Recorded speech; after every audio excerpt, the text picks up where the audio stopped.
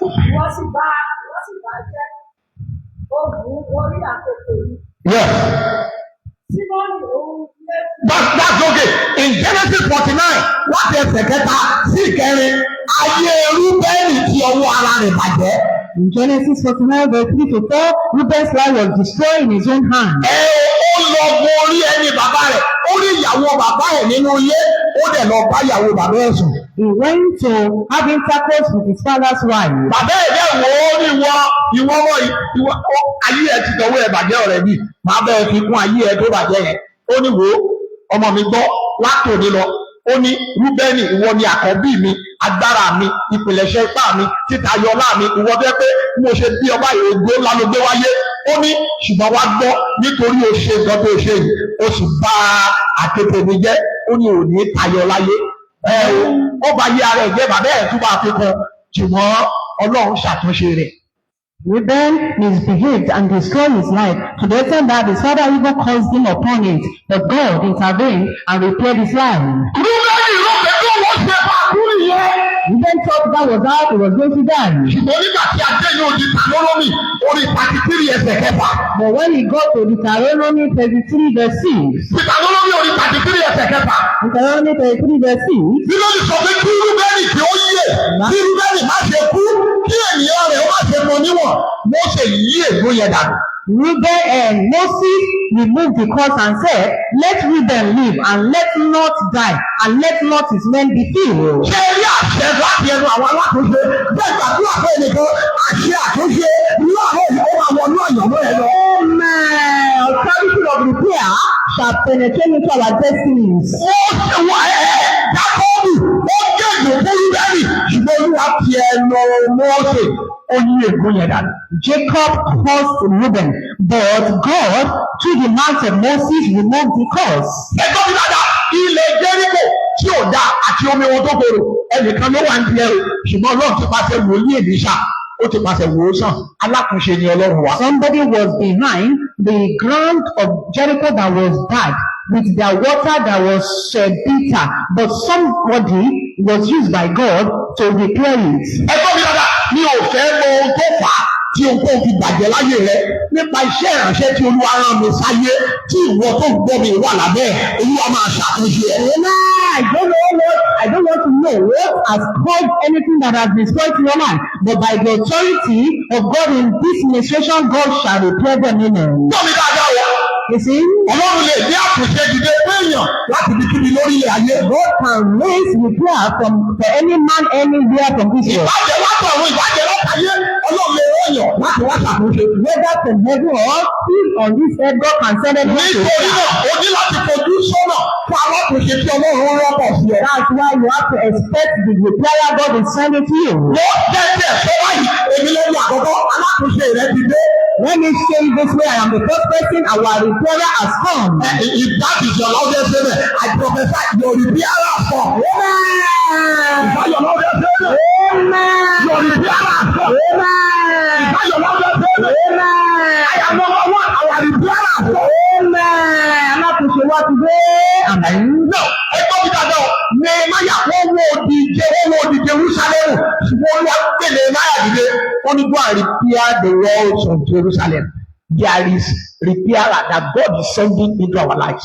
They broke the wall of Jerusalem, but God raised up Nehemiah láti lọ gbé ìdìde ó ní lọ tí odi Jerusalem mọ́. Gbogbo wa pátápátá bá ti bẹ̀rẹ̀ àdúrà, ẹ má rò ó tí ẹnikẹ́ni ti ṣe sí wa, ó lò wọ́n ti bà nǹkan jẹ́ ni, ṣùgbọ́n àwa ní alátúnṣe, ó sì ń rán iṣẹ́ àtúnṣe bọ̀ látàárọ̀ lọ. Please don't worry, no matter what anybody has destroyed in your life, in our lives, they thought they have finished it, but they've forgotten that we have great repair, and it's coming to our midst this morning. Ẹgbọ́n mi dáadáa o, ẹgbọ́n mi dáadáa o, Ọlọ́run alátúnṣe kì í dá èèyàn lẹ́bi nígbà tí ó bá tọ̀ alátúnṣe wá. Listen to me, God, the repairer does not condemn anyone when he's sending a repair. Ẹnìkan sọ pé èmi owó mi ló gbọdọ̀ bí bá nǹkan ìjẹ́ o, kí wá ní alátúnṣe ó sọ nígbà tí n bá wọ̀ rí ìwọ tọ̀ alátúnṣe wá, ọmọ onínàkúnà ó lọ ná gbogbo owó ẹ̀ nínàkúnà tán, ebi wá bẹ̀rẹ̀ sí pa aṣọ gbé wọn lọ́rùn, ṣùgbọ́n gbà tó ń bọ̀ nílé mo ti yọjú sí bàbá rẹ̀, bàbá ẹ̀ rí lọ́ọ̀kan, bàbá ẹ̀ wò ó ní àṣẹ ọmọ mi ló dìdàkudà báyìí, bàbá ẹ̀ sì sáré lọ pàdé ẹ̀, ó dì mọ́, ó tiẹ̀ fẹ́ máa bẹ̀bẹ̀ pé bàbá mi èmi ti ṣẹ̀ sí ọ, bàbá ní má tí tẹ̀ tí wọ́ọ̀rì náà, ó ní ẹ bọ́ṣọ ọrùn ẹ̀ kúrò. Alátúnṣe kì í dáyàn lẹ́bi. Tó bá rí èèyàn tó bá ṣe nǹkan, tó bá jẹ́ pé ìgbà yẹn ló ṣẹ̀ sọ pé olóburúkú ló wá ṣẹ̀ kí ọ̀rọ̀ mọ́lẹ̀ tó ń wépè fún ọ, tó ń wọ̀ràn fún ọ, àárán sí ọ bí alátúnṣe. Tó bá rí alátúnṣe kì í dáyàn lẹ́bi. Tó bá máa sọ̀rọ̀ gan pa ẹ̀, á sọ pé má worry, it's one of those things, it's one of those things. If you see a repairer don't judge. The father of the prodigal son did not even judge him. He just said, come here, let's fix it. Ó ní ẹ bọ́ṣọ ọrùn ẹ̀, ẹ lọ pa ẹran fún. Kò tí ẹ̀ tí ì jẹ́ kọ́mọ yẹn ó rojọ́. Alátúnṣe nìyẹn, relax, come to the great repairer, he will fix it. Ẹ wá sí ọ̀dọ̀ alátúnṣe àgbà. You know that when the prodigal son went away to squander his own portion of the properties, he destroyed himself by himself. When he came back appearing tattered, the father never condemned him. He just welcomed him and started making repair of his life. So a great repairer does not condemn or discard. Rather, he will intervene and God will send to him. Lónìí ni iṣẹ́ àtúnṣe máa bẹ̀rẹ̀ láyé ẹ̀. Amen. Work of repair begins in our life today. Ṣé wọ́n sọ wọ́n bóyá ọlọ́ọ̀kẹ́ ti ń bá iṣẹ́ àtúnṣe lọ lórí ayé ẹ̀ tẹ́lẹ̀ látàárọ̀ ìlọ ibi tó ti dáwọ́ dúró ó máa fi bẹ̀rẹ̀. Amen. Whether God has been doing work of repair before and he has come in our lives today, wherever he stopped, he will begin again. Ìgbéyàwó rẹ nílò àtúnṣe. Does the marriage need repair? Ilé rẹ nílò àtúnṣe. Does your home need repair? Bóyá ọkọ rẹ gan ló tẹ̀ wá nílò àtúnṣe. That even your own car even needs repair. Bóyá àgọ́ ara ẹ ló nílò àtúnṣe. Or any part of your body needs repair. Bóyá àyẹ̀wò ẹ ló nílò àtúnṣe. Or it's your destiny that needs repair. Ọmọ rẹ ń fa tó òbí tó lẹ̀ ayé ẹ̀ nílò àtúnṣe. Is your children smoking and so complete with them? Èmi lẹ́ni àkọ́kọ́. I am the prophet. Alátúnṣe rán mi sí o. Right, the prayer is sending it to you. Torí ẹ̀ ni mo fi sọ̀rọ̀ àṣẹ jáde. That's what I'm declaring now. Ọ̀dọ̀ mi ló ti bẹ̀rẹ̀ ṣàmì. Alátúnṣe àtọ̀dọ̀ ẹ̀ bẹ̀rẹ̀. Right, I begin from me. Ẹ gbọ́ mi dáadáa o. Now listen to me. Ẹ jẹ́ kìlọ̀ ìfún yín ká ló lọ gbàdúrà Let láyé. me give you this money and go to pray. Ẹ kíyèsára. Be very careful. Ẹ má ti torí pé alátúnṣe wà. Don't think because you have repairer. Ṣé wá lajú yín lẹ̀ fún ìwà nǹkan jẹ́mọ yín lọ́wọ́? Don't open your eyes for things to be destroyed. Ẹ máa fi ẹ̀mí wádìí kẹ́ tó gbé nǹkan yín lé ẹnikẹ́ni lọ́wọ́ o. Try to examine with the spirit before you give any of the things to people. Má kàn gbé nǹkan kan lé ẹnikẹ́ni lọ́wọ́ o. Ẹ̀mí wádìí kó tún gbélé Don't lọ́wọ́. go back things to anybody.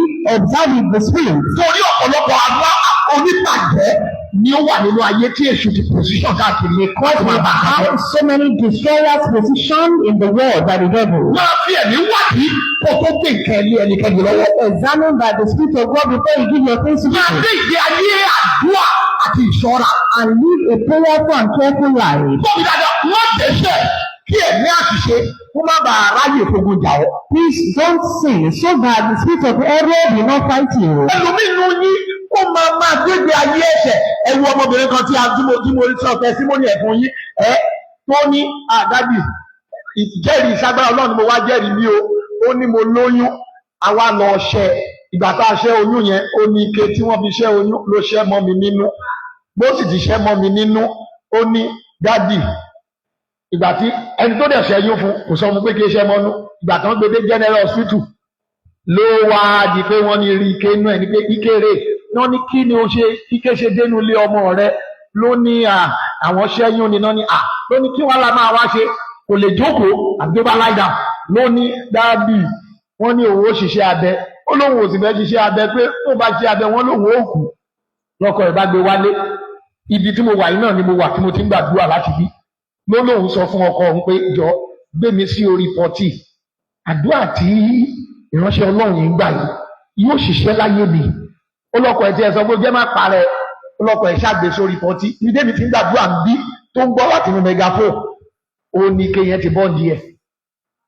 tó bá wá rò pé torí pé pásítọ̀ kan wà níbì kan there is one pastor somewhere if you pray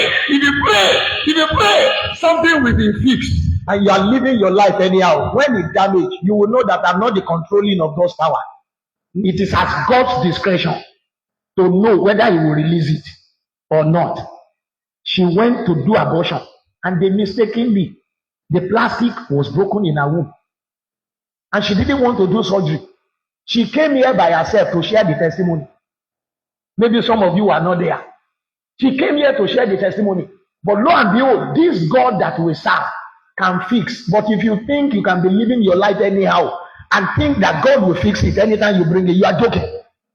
Live your life in such a way by being careful with your life. If you are living carelessly and think one pastor was somewhere, there was a girl, is it up to a year that girl came? She came from Ikorodu.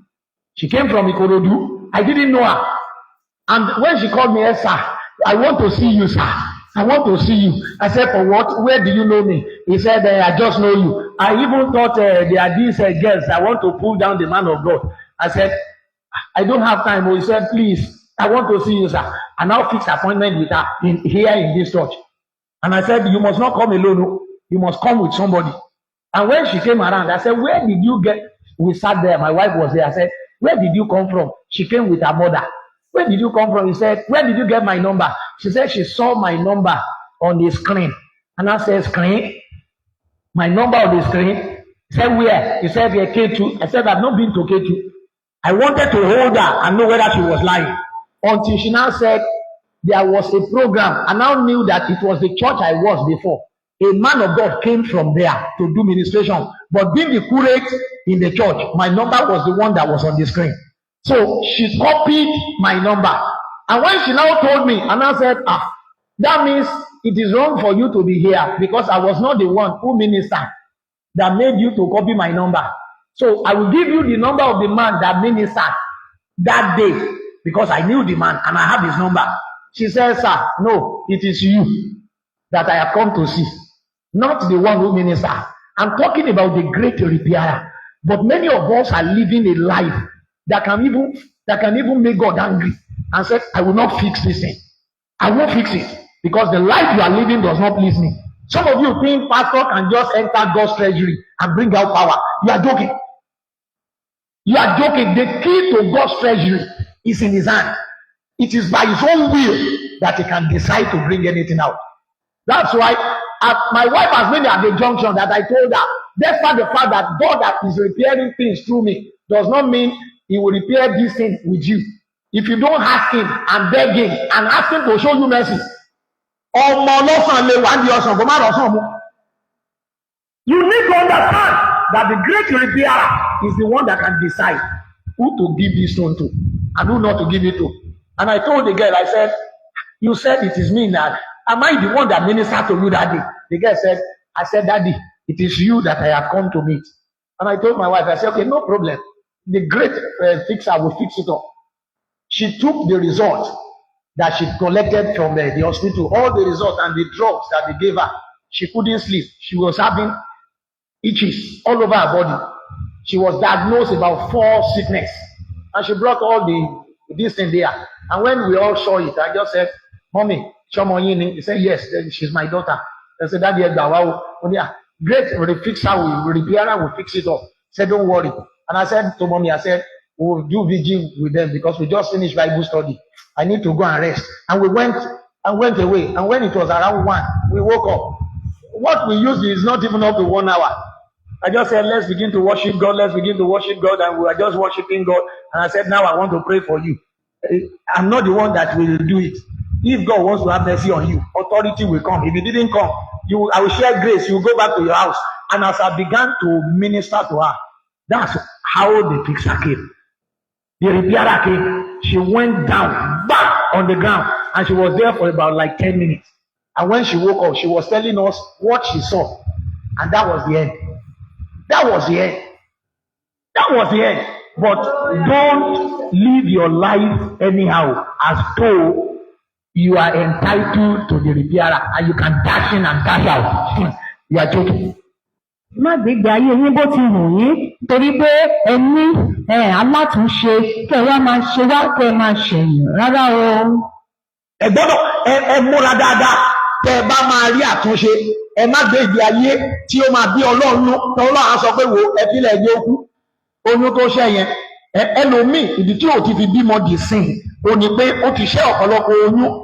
Nígbà tí ò tí ì lọ́kọ ó ń ṣàgbèrè kiri ó wá lọ́kọ tán nìsín ó wá ṣe ẹ̀ṣẹ̀ jẹ́ wá bímọ báyìí ó rò pé wéèrè lọ́lọ́ ìgbà tí òun ṣẹ̀ṣẹ̀ bíbélì sọ pé ègbé ni fẹ́ni tí a kò bàjẹ́ tó ń bani jẹ́ ìjọ tó bá dẹ́kun àti bani jẹ́ láṣẹ̀ṣẹ̀ wá bẹ̀rẹ̀ tiẹ̀ ìgbà tó òun ṣẹ̀ṣẹ̀ lóun fẹ́ ṣíwọ́ lọ́lọ́run lóun ṣẹ̀ṣẹ̀ dé ọlọ́run wá tilẹ̀kùn lé ọmọ ẹ̀ ẹlòmíì ò mọ̀ pé alátúnṣe yìí kó tó ṣàtúnṣe yóò rò ẹ̀wù lóòótọ́ aláàánú ni bọ̀dá wù ẹ́ pé ṣé ọmọ mọ̀ dí àwòrán ọlọ́run ni ẹlòmíì mọ̀ dí ọlọ́run á ní ọlọ́run tí n bá dé màá wá bẹ̀rẹ̀ má bínú màá wá bẹ̀rẹ̀ tí n bá dé jẹ́ n sáré lọ ṣẹ́yìn iná yóò sì dé yóò tún kúnlẹ̀ olúwa Lord you know you can't be angry with me I'm sorry that I have to abort this 6th pregnancy I have to abort it I'm sorry I will not do it again and after about 2 months she goes again to do it and a day will come that when they were trying to abort she will give up and she will meet God at the end of the life. It's not that God cannot help her out again, but she's playing fool of God. So when you see God as a repairer, be careful how you live your life. That's why I'm warning all of you. So that you won't say, Alaba brought the issue of repairer. But God said, before I start releasing my power of repairing to people, if they go back to what they did for the damage, it may be the end though. And that's what me I have told you. So that God will not hold me responsible for just dashing out his authority and power without minding the way you live your life. You better live your life very well. Rise up as we pray. Pray with all your strength. Iṣẹ́ àtúnṣe fẹ́ bẹ̀rẹ̀. God wants to begin the work of repair. Gbogbo àdúrà tá a máa gbà yìí. Ó máa mi ọwọ́ Ọlọ́run láti ṣàtúnṣe ní ayé wa. All the prayers we have to pray will shake the hands of God to do repair. Ẹnìkan wà kó lè ṣàmì èmi ò mẹ́ni tí Olúwa rán mi sí o Ọlọ́run alákùnṣe ó máa bẹ àyànmọ́ ẹ̀rọ lónìí. God will Father will visit our destiny today. Àdúrà àkọ́kọ́ tí ẹ máa pe Jésù láti gbà. The first prayer you pray. Wà á máa ní Ọlọ́run alákùnṣe o. The God the repairer. Wà á bẹ ayé mi wò ló. Visit my life today. Kí ni mo pè é? Visit my life. Sọ̀rọ̀ dáadáa o. God the repairer. Visit my life. Ọlọ́run alákùnṣe. God the repairer. Wà á bẹ visit my life. Ayé mi wò lónìí o. Today. Ní owó ẹ̀mí jẹ̀jì sí bàtà yìí. Let your plan to the other. Sọ pé Ọlọ́run alákùnṣe. God the repairer. Sọ̀rọ̀ jáde dáadáa o. The repairer. Ó lásìkò fún ọ láti gbàdúrà báyìí o. Gbàdúrà o. Time for you to pray now. Wá sí léwu kí kó tó rí àtúnṣe. Continue you cry before your obtain mercy. Bó o bá ṣe lè ké tó lọ ṣe máa rí Ọlọ́run alákùnṣe. Much as you can cry out is the way you see God. Olúwa sọ fún Jeremiah pé pariwo kó o sọ tẹ́lẹ̀ sí àwọn egungun yìí o. Let Jeremiah cry prophesy to this dead bone. Bó o bá lè lanu ọ̀hún sọ̀wọ́ ẹ̀. If you cannot put your mouth to say pray. Ilé wo bó ti lè ṣàmì Ọlọ́run alákùnṣe ó máa bẹ̀rù lóore. Amen. Sọ pé bàbá mi o. Say my father. Mi ò gbọ́ dáadáa o. My father. Sọ pé bàbá mi o. My father. Ìwọ ni Ọlọ́run alákùnṣe. God the repairer. Lábẹ́ ayé mi wò lónìí. It's my life today. Ìwọ ni Ọlọ́run alákùnṣe. God the repairer. Lábẹ́ ayé mi wò lónìí. It's my life today. Ọlọ́run alákùnṣe. God the repairer. Lábẹ́ ayé àwọn ọmọ mi wò lónìí. My children's life today. Ọlọ́run alákùnṣe. God the repairer. Lábẹ́ ilé mi wò lónìí. It's my home today. Ọlọ́run alákùnṣe. God the repairer. Lábẹ́ ilé mi wò lónìí. This is my land today. Ọlọ́run alákùnṣe. God the repairer. Lábẹ́ ìgbéyàwó mi wò lónìí. Orí àdúrà. Ọlọ́run alákùnṣe. Ọlọ́run alákùnṣe. Lábẹ́ ayé mi wò lónìí. Ọlọ́run alákùnṣe. Ọlọ́run alákùnṣe. Lábẹ́ ayé mi wò lónìí. Ọlọ́run alákùnṣe. Ọlọ́run alákùnṣe. Lábẹ́ ayé mi wò lónìí.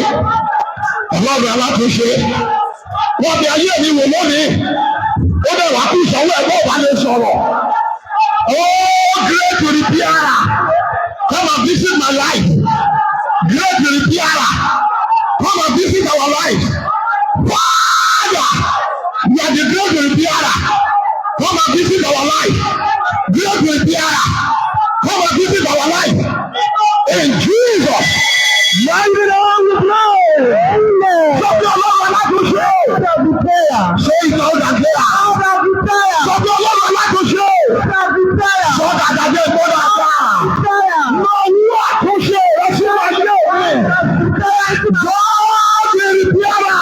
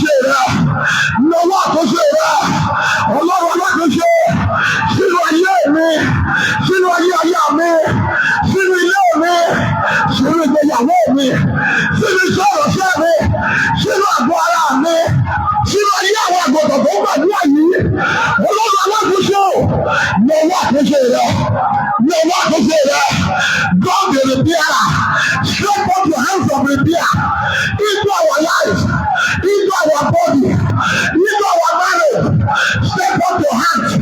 Stretch forth your hands. In Jesus. My dear, you pray. Amen. Ọlọ́run àti bàbá sọ bí ọlọ́run àkóso.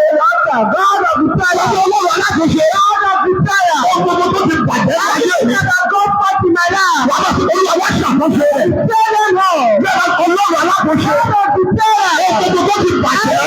Bí wáyé mi. No in my life. Wàá bá kárí gbogbo tó ti bàjẹ́. Wàá bá yí ara. Tó lè rí bí ara. Ọlọ́run alákòóso. Ìyàrá báyìí ní kí n àbí destroy. Gbogbo tí ó jẹ́ ti bàjẹ́. Your power has been spoiled in my life. Gbogbo ti bàjẹ́. Lọ́wọ́ èrì bí ara. Ọlọ́run alákòóso. It is your kidney. God is great repair.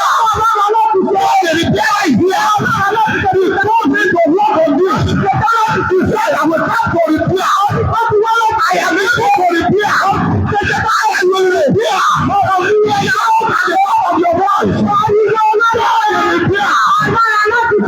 Please repair. Come and repair it. Ọlọ́run alákòóso. Onílù àkóso. Nínú bíbá yìí. Nínú iṣẹ́ mi.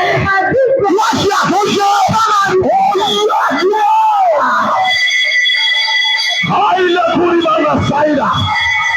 Mande kúrì máa lé kúrì máa sáyidà. Ọlọ́run alákòóso. Wọ́n ṣe àkóso. Wọ́n ṣe àkóso. Wọ́n ṣe àkóso. Wọ́n ṣe àkóso. Wọ́n ṣe àkóso. Wọ́n ṣe àkóso. Wọ́n ṣe àkóso. Ọba alákòóso. Wọ́n ṣe àkóso. Wọ́n ṣe àkóso. God the great repairer. Come and repair. Come and repair. In the name of Jesus. Come and do the work of a repairer. This morning. In the name of Jesus. In the name of Jesus. My Father. Come and do the work of a repairer. In our lives. In our marriage. In our body. Come and repair. Come and repair. Come and repair. Come and repair. In the name of Jesus. You told Jeremiah, I am like that repairer. I can fix it. Father, whatever we need repair on anything that has been damaged, Father, come and repair. Come and repair. Come and repair. Come and repair. Ọlọ́run tó àdúrà. Olúwa Jésù. Olúwa wá. Bí ẹnìkan náà. Ó fẹ́ràn. Ẹ máa gbọ́ gbàdúrà yẹn ni o. Ó pé together. Ẹ máa ní bàbá mi o. Ó bára. Ẹ máa ní ẹtì ọwọ́ àtúnṣe ni. Yíṣà fẹ́ràn ìfẹ́ ẹtì kan gbogbo tó nílò àtúnṣe. Yíṣì kọ́ ṣàbísí yà ní ìfẹ́mẹ́tì ara ẹ̀. Bàbá. Bára. Ẹtì ọwọ́ àtúnṣe. Yíṣì hand of prayer. Ẹtì méjì yẹn ni kò sọ̀rọ̀. The back of it is short aloud. Àmì wà dúró. My father is here. Ẹ wo Bàtírí òwò pariwo Babylon shout. Orí ẹ̀ ní Jésù fi fi ara rẹ̀ hàn bí alákòóso. Àwọn ọ̀gá God is telling himself as a repair. Àwọn ìkọ́ lè pariwo. The person that can shout aloud. Bàbá tí bàbá. Ìṣe fara. Ẹ̀wọ́ àtúnṣe yóò ṣe hand of repair. Nínú ayé wa. Ní my life. Ó kó kó ti pàṣẹ. Everything that has fallen. Ọwọ́ ti àtúnṣe. Ọwọ́ máa rí bí ẹgbẹ́ àtọ́jú olúwa wà ní o. Ajẹ́ ní ẹgbẹ́ rẹ̀ bá mi kí ìyẹn wà. Bàbá tí ti ṣá ó dà ní kọ́pọ̀ bí owó. Ẹ pariwo lórí bàbá. Ọba ẹ̀kọ́ your hand. Ẹ̀yẹ náwó ẹ̀ ti ṣe ọmọ ọ̀dọ́wà. Nínú ọgbọ́gbọ́. Rìbíà. Ó nílò àṣìṣe. Rìbíà. Ó ṣe wá.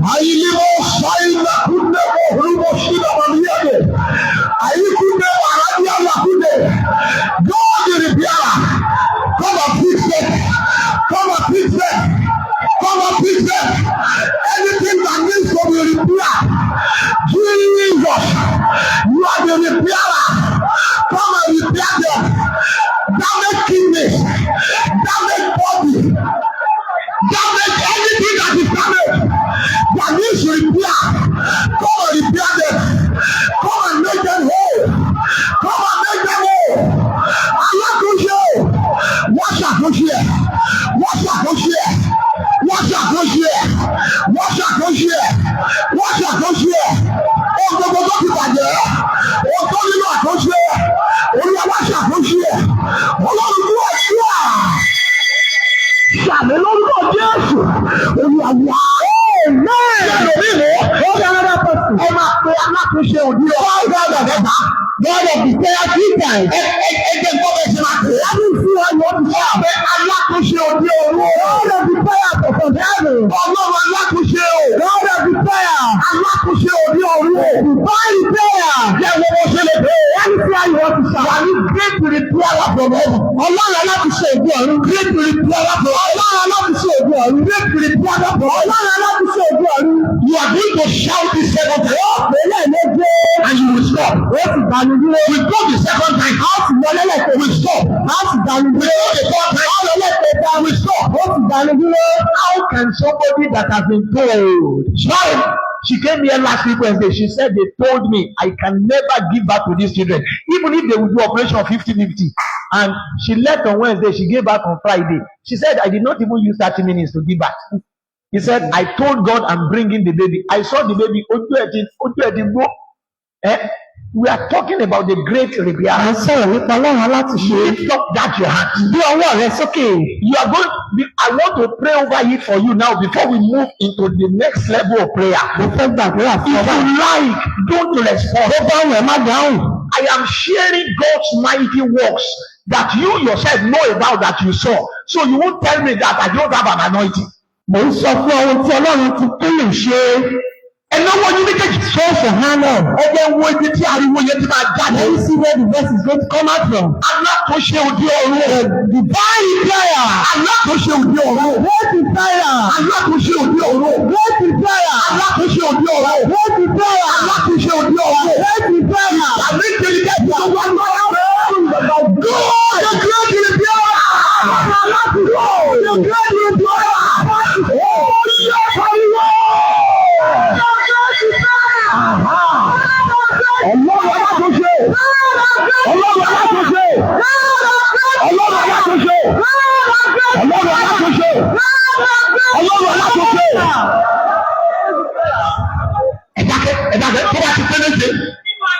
You are going the second time. Ẹ̀mí bàbá mi wà bí o. The spirit of my father is here. Ọlọ́run alákòóṣe wà bí o. God of the prayer is here. Ogún ní ṣe ni mò ń ṣe yìí o. What you want me to do is what I'm doing. A lè sọ ó lè rò pé bá tún rí orí ọ̀fẹ́ báyìí kó lè jẹ́ pé ó tún di ìgbà ní ìkó tó wá o. The privilege may not be given to you next time. Ẹgbẹ́ owó yẹn sókè sí. Raise that up and up. Ìgbà méje ni kò pé. You are going to shout 7 times. Bí òun ẹ bá ti jáde tó. How loud your voice is. Ìyá jẹ́lì yóò ṣe gẹ̀gẹ̀.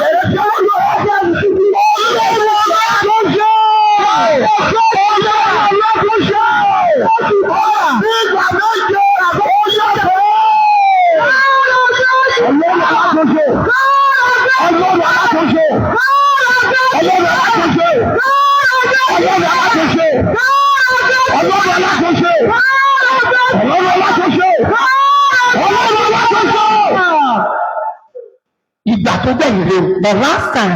Ju ọwọ́ ẹni yẹn lẹ̀. Hold that you use because wàá na owó ẹ méjèèjì. You are going to raise up the 2 hands. Tó o bá ti pè tán. When you finish calling. Lèmi ò wá máa sọ̀rọ̀ àṣẹ rẹ̀. You will see the word of authority go through. Ohun tó bá wọnú ẹ má máa ìdí ẹ̀. Whatever the answer is that you don't mind it. Fúrí bàbá mi alákòóṣe sọ fún mi. Power told me that. Èmi ó ṣàtúnṣe.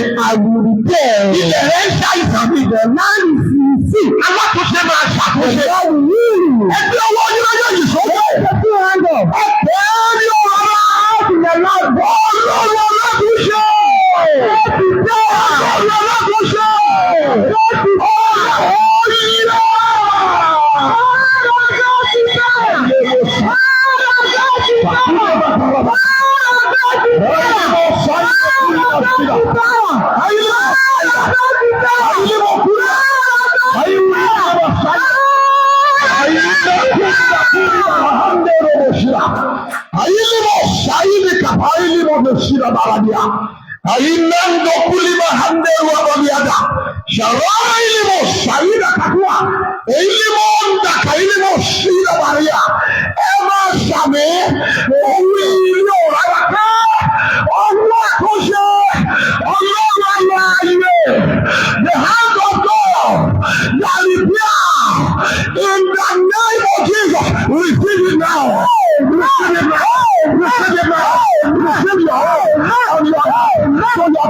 in your family, in your body, in your life, in your house, in your business. The hand of God shall be receive it, receive it, receive it, receive your own. Never walk with you, never walk with you, never walk with you, never walk with you, never you, never walk with you, never walk with you, never. Gbogbo tó nínú àkóso ẹnu ayé rẹ̀. I need to tell your life. Láti orí rẹ̀ jẹ́ ìkànnọ́tẹ̀. To your soul. Tí o fi dé ìpìlẹ̀ rẹ̀. To your generation. Ẹ ṣàmì ńlá. Ọwọ́ àkóso ọlọ́run kọ́ ọjọ́ kó lọ ìbẹ̀ lọ. Ìdájọ́ lọ́dẹ fún ọ. Ìdájọ́ lọ́dẹ fún ọ.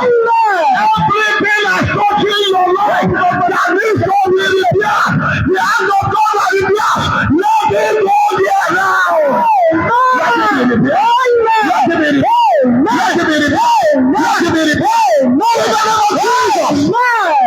Lọ́wọ́ ẹ̀mí yẹn ti bẹ̀bẹ̀. Ṣé kí wọ́n ti dáwọ́ ní ẹ̀mí àtúnṣe? The spirit of repair wà ní wọlé. Enter into you. Ó ti di tiẹ̀ báyìí àti ìkànnì àyè yìí náà. Wà á máa sáré bá a lè kúkú ẹ̀mí àtúnṣe ọlọ́run. Spirit of God repair. Ẹ̀mí kan ló máa ń ṣàkóso. One spirit that repair. Ẹ̀mí yẹn ló lọ́wọ́ sọ fún Jeremiah pé sọ Ezekiel sọ pé sọ àsọtẹ́lẹ̀ kan. Spirit of Ezekiel to say a prophet word of God. Àríwá lọ́wọ́ yìí dára. Wọ́n máa ní bàbá. Rárá ẹjẹ́ kí ẹ̀mí àkóso yóò wọ lóore. The spirit of repair.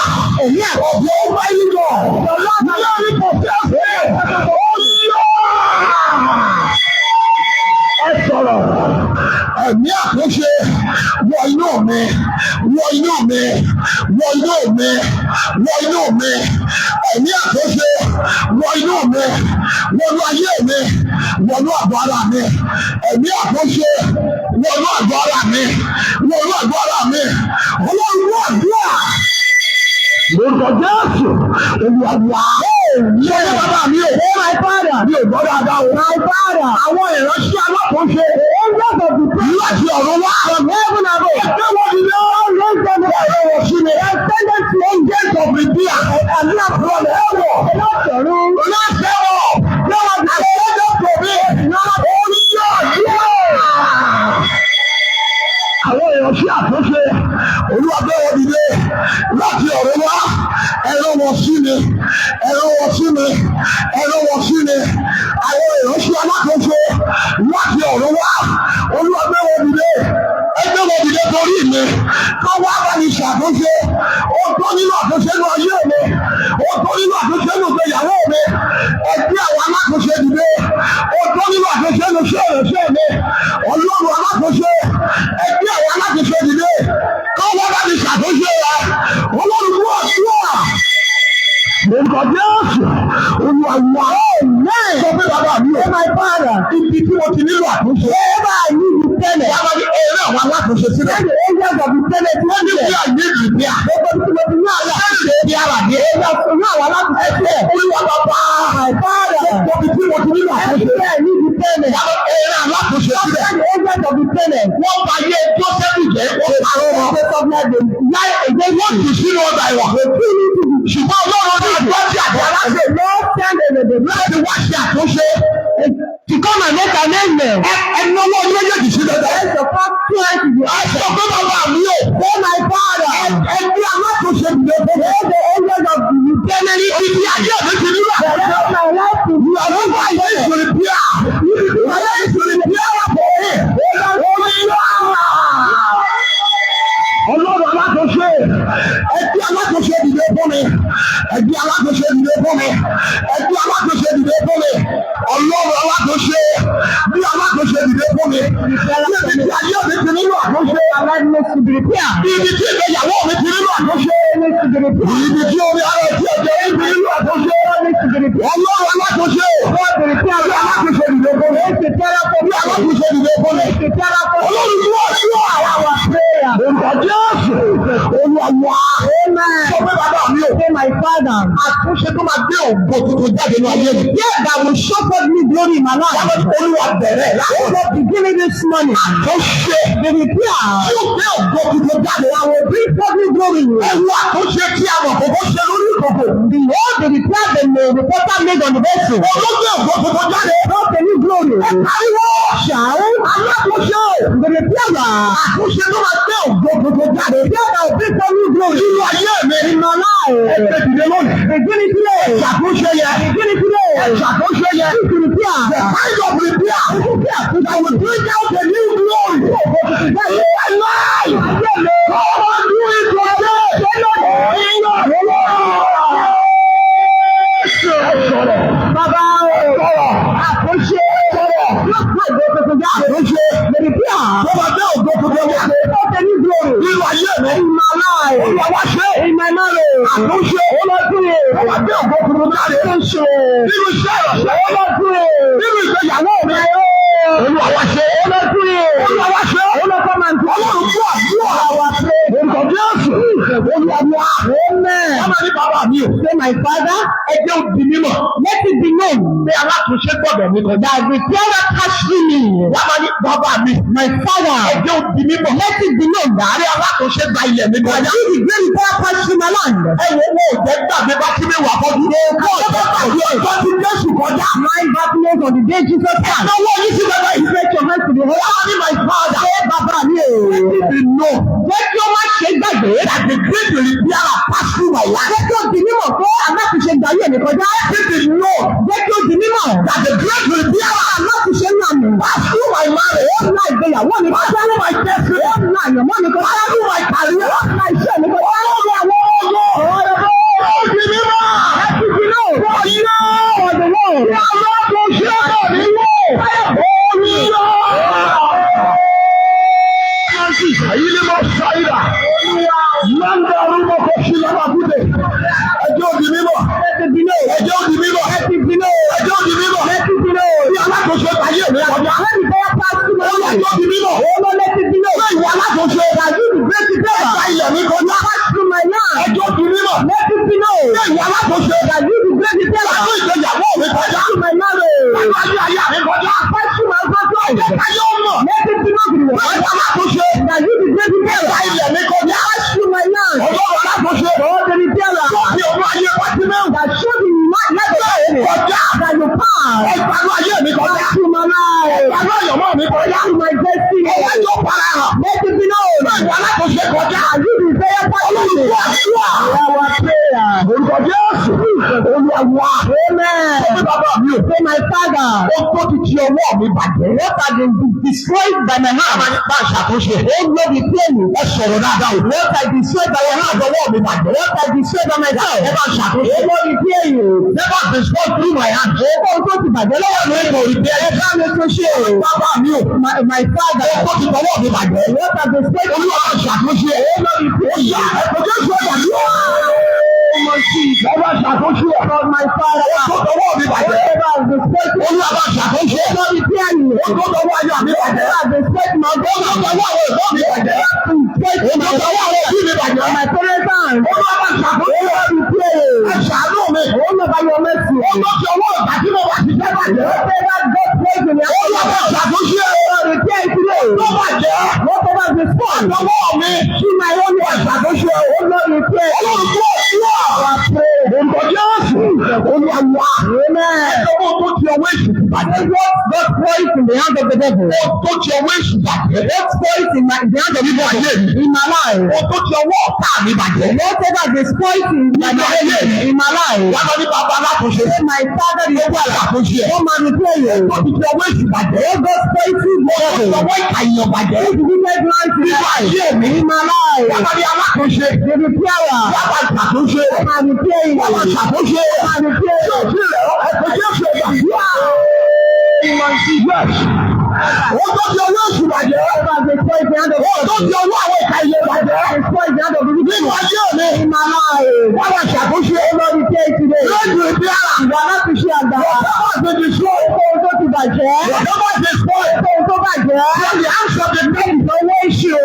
My life. Nínú ìyàwó mi. Nínú àyànmọ́ mi. Iṣẹ́ ìránṣẹ́ wa. Ṣé àtọwọ́ àwọn ènìyàn. Nínú ayé mi. Nínú ayé mi kẹ́lẹ́. Ètò òfin mi. Ọlọ́run alákùnṣe. Wá ṣàtúnṣe. Wá ṣàtúnṣe. Ṣàtúnṣe wọn. Olúwa àdúrà. Orúkọ Jésù. Olúwa wà. Wà á máa lọ wájú lẹ̀. Both front and back. Wà á máa ní títí dé ìpìlẹ̀ mi. Up to my foundation. Wà á máa ní Olúwa ṣàtúnṣe. Ó lọ ní praise. Wà á máa ní títí dé ìpìlẹ̀ mi. Ó lọ sí my foundation. Olúwa ṣàtúnṣe. Ó lọ sí the work of the prayer. Ó dálé ìpìlẹ̀ mi. Pass through into my foundation. Ó lọ ṣàtúnṣe. And go and make a repair. Ó dálé orísun mi. Pass through into my soul. Ṣàtúnṣe. And make a repair. Ó dálé àná mi. Pass into my yesterday. Ṣàtúnṣe. And make a repair. Ó ọ̀la mi. Go into my tomorrow. Ṣàtúnṣe. And make a repair. Bàbá mi ò. Go into my soul. Go into my soul. Ṣàtúnṣe. And make a repair. Ó dálé àná mi. Go into my yesterday. Ó dálé orísun mi. Go into my soul. Ó dálé ọ̀la mi. Go into my tomorrow. Ó ṣe àtúnṣe. Make a repair. Ó nílò àtúnṣe. Ó ní to be repaired. Ìgbéyàwó mi. My marriage. Ó dálé ìpìlẹ̀. Go into the foundation. Ó nílò àtúnṣe. Go into the foundation. Yóò yá yá rẹ̀. Whatever means the case. Yóò yá yá wá. In our destiny. Àwọn tó gbọ́ mi yìí. Everyone. Ó dálé ìpìlẹ̀. Go into our foundation. Ó dálé orísun wa. Ó dálé àná. Ó lọ into our yesterday. Ṣé lónìí? Ó lọ ra work today. Ó dálé ọ̀la. Work into our tomorrow. Àtúnṣe. And make repair. Ayé wọ́n gbà ọ̀tọ̀. Our life will be. Wọ́n fi àdúrà. Orúkọ Jésù. Olúwa wà. Sọ pé bàbá mi ò. Say my father. Mi ò gbọ́ dáadáa o. I can't hear you. Ó máa ń gbà sí ẹ̀mí àṣìṣe kó ti ọwọ́ ẹnikẹ́ni fogun jà. Never allow me to be harmed by the spirit of error to anybody. Ẹ̀mí àṣìṣe. Spirit of error. Kò gbọ́dọ̀ tí ọwọ́ ẹnikẹ́ni fogun jà. Must not fight me through anybody. You begin to say my father. Bàbá mi ò. The spirit of error. Ẹ̀mí àṣìṣe. Don't use anyone against me. Má gbà kó ń lọ ẹnikẹ́ni lè dùn. The spirit of error. Má gbà sí ẹ̀mí àṣìṣe. Don't use anyone to damage anything in my life. Ó ń lọ ẹnikẹ́ni láti bá ọkọ̀ ọ̀ṣẹ́. Spirit of error. Ẹ̀mí àṣìṣe. Don't allow it. Olúwa má gbà láyè. Don't damage anything. Láti bá ọkọ̀ ọ̀ṣẹ́. You will answer very well. Ó yọ mú yọ máa yẹ. Orúkọ Jésù. Bàbá má gbà. Never allow the spirit of error. Ẹ̀mí àṣìṣe. Never allow the spirit of error. Ó yọ ẹnikẹ́ni. You anyone. Àwọn ọ̀jẹ́. Ó destroy me. Nínú ayé mi. Ó destroy anything in my life. Yàyà mi. Ó destroy anything in my life. Ọ̀dọ̀gba. Ìjìnlẹ́gbẹ̀ máa lọ ọ̀pá. Gbogbo ìfẹ́ fún mi. Àná. Gbogbo ìfẹ́ fún mi. Spirit of error. Gbogbo àwọn tó fún mi. Gbogbo yìí mi ká. Ọ̀nà lọ́gbọ́n sọ́dọ̀ náà. Gbogbo àwọn àgbọ̀dọ̀ tó fún mi. Àná ìfúnpẹ̀ bẹ́ẹ̀. Gbọ́dọ̀ bẹ́ẹ̀ ní àṣìṣe. Láti gba owó ẹnikẹ́ni ṣiṣẹ́. Láti gba owó jẹ́. Ìgbọ́dọ̀gba. You must not permit it. That the spirit of error. That the spirit of destruction. We use anybody to destroy anything. To spoil anything. In my life. In my body. In my marriage. In the name of Jesus. The spirit of error. You shall not use anyone against me. You shall not use anyone against my head. In the name of Jesus. In Jesus. Mighty name we pray. Amen. Sọ pé bàbá mi ò. Say my father. Gbogbo ẹni tí ẹ̀mí àṣìṣe ti wà lára ẹ̀. Anyone carrying the spirit of mistake. Pàjọ dá nǹkan pọ̀. Now they are working together. Wọ́n máa ní olú àpéwà níyà. Ó lọ separate us. Gbogbo ẹṣẹ́ àpò. O jẹ́ gbàdúrà. Never pray. Mo bóyá ẹ̀mí àṣìṣe wà nínú nọ́ọ̀sì tó ń lò. Don't know if the spirit of error in the person that know where she can be or not. Wà ní kùdí ẹ̀. Take your hand to the altar. Wà á máa sọ pé bàbá. Say my father. Gbogbo ẹni tí ẹ̀mí àṣìṣe wà lára ẹ̀. Anyone carrying the spirit of error as they are done cover. That we are now working on this morning. Ṣé wà ní yàtọ̀ prayers? My father. Bàbá mi o. Anyone who is possessed. Ẹnikẹ́ni tí ẹ̀mí àṣìṣe spirit of error wà nínú rẹ̀. And we are together. Tí a jọ ń ṣe ìrọ̀lẹ́ ọ̀pá. Ó máa fi mọ́tò wà ní ọ̀pá ìfàyà.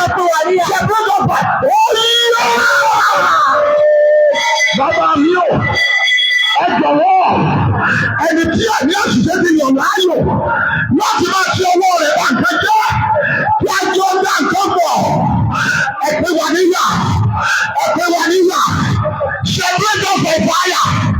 Anyone who is possessed by the spirit of error that we have things together. Separate us by fire. Separate us by fire. Separate the fellow with my family. Separate the fellow with every of my beloved ones. Ọlọ́run yóò wá. Orúkọ Jésù. Olúwa.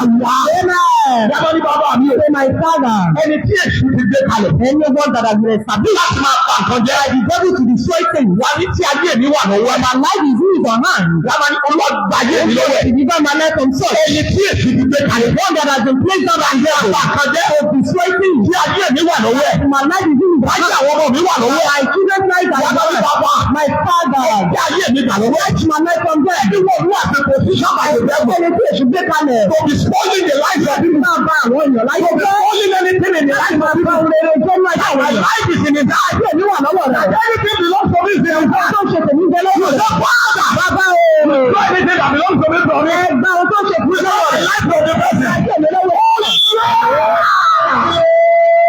Yóò dàpọ̀ sọ̀rọ̀. Sọ̀rọ̀ jáde.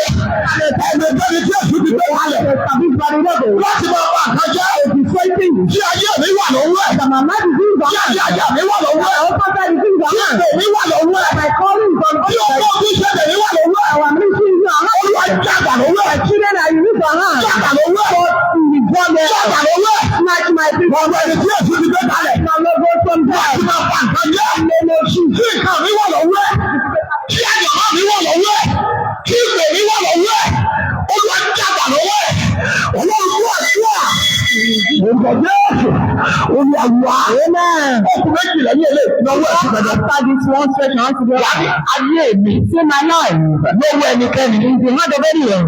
Wà á máa gbọ́ sọ́fí. Wà á máa ní ó gbọ́dọ̀ bàjẹ́. You must not be mad. Kí ni mo pè é? You must not be destroyed. Ẹnu mọ̀. You must not be spoiled. Ayé àwọn ọmọ mi. The lives of my children. Rí bí títí ṣàtìlẹ́ ní ọmọ tí wọn kẹ́lẹ́ bá ọmọ lójú. Have you seen where a teacher wanted to flog a child and flog your eyes? Ẹni owó yẹn ti bẹ̀rẹ̀. Stretch your hand to the Wà á máa other. ní ayé mi. Say my life.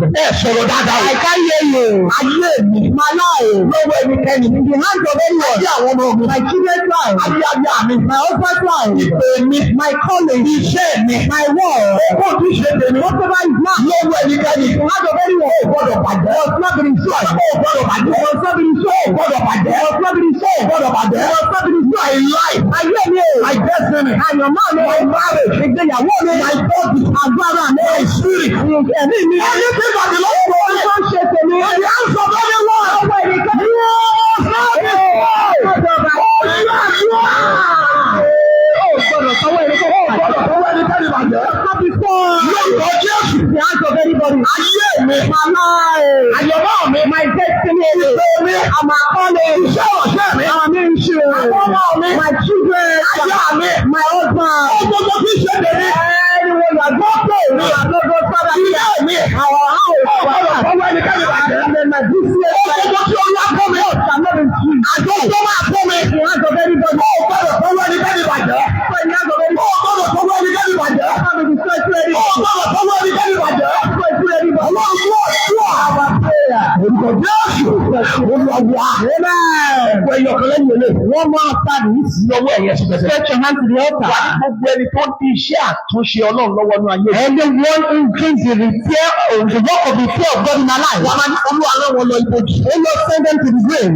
Ẹni tó ń di iṣẹ́ àtúnṣe Ọlọ́run lọ́wọ́ ní ayé. Anyone who brings the work of the fear of God in our life. Wà á ní Olúwa rán wọn lọ O ibojì. Lord, send them to the grave. Gbogbo ẹni tó sọ pé àníkò ní ṣeé ṣe. Anyone that says it's impossible. Ọlọ́run ti ṣe ló bàjẹ́. As the Lord is doing it, is on you. Ẹni tó ń di iṣẹ́ àtúnṣe Ọlọ́run lọ́wọ́. Everyone who brings the work of the fear of God in my life. Nínú àyànmọ́ mi. In my destiny. Wà ní Olúwa dá ọkọ̀ ẹ̀mí. O Lord, free them. Ẹ̀sọ́ tó ní adá ọkọ̀ ẹ̀mí.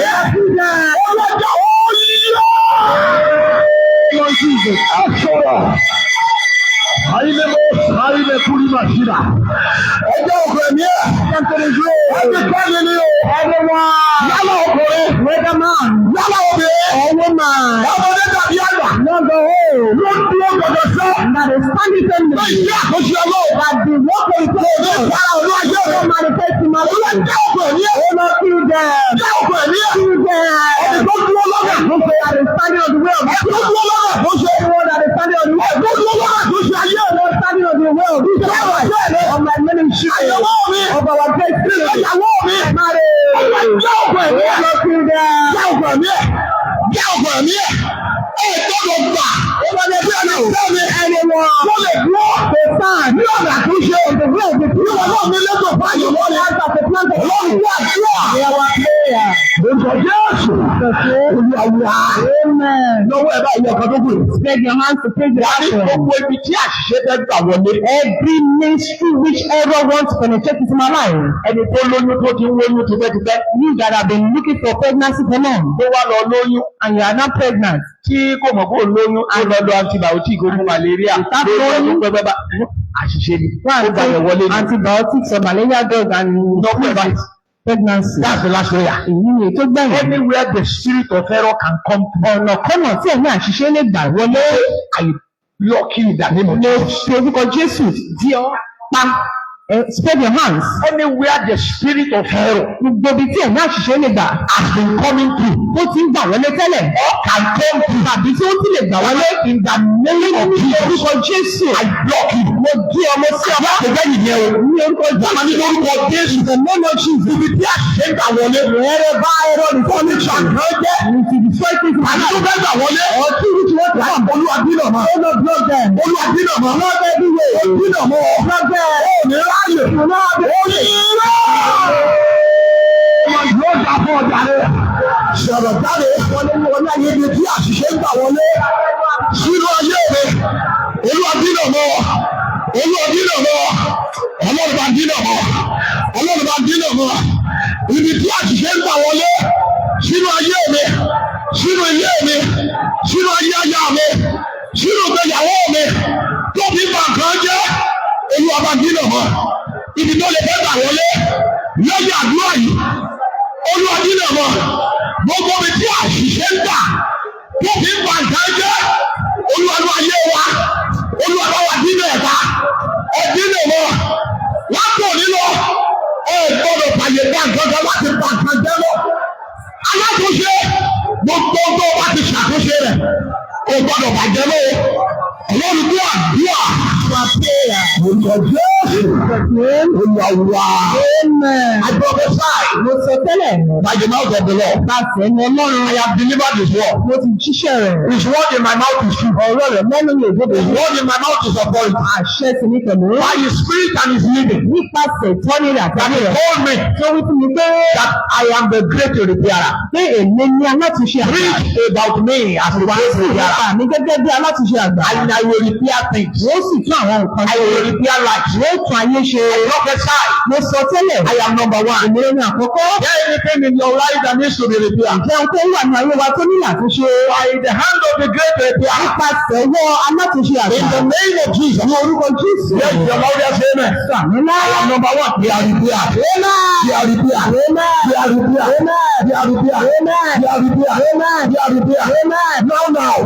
They are repaired. Amen. Now. Amen. They are repaired. Amen. Now. Amen. They are repaired. Amen. Not tomorrow. Now. Amen. They are repaired. Amen. They are repaired. Amen. They are repaired. Amen. They are repaired. Amen. They are repaired. Amen. They are repaired. Amen. Your land. Amen. Is repaired. Amen. Your body. Amen. Is repaired. Amen. Your destiny. Amen. Your marriage. Amen. Is repaired. Amen. Your business. Amen. Your finances. Amen. Is repaired. Amen. They are repaired. Amen. Everything about those are repaired. Amen. In the name of Jesus. Amen. What you have not been seeing working before. Àwọn ohun tí ò ṣiṣẹ́ déédéé tẹ́lẹ̀ rẹ̀. By the mandate of this morning prayer. Nípa ṣẹ́ I am number one. ìdílé ní àkọ́kọ́. You shall begin to see them work.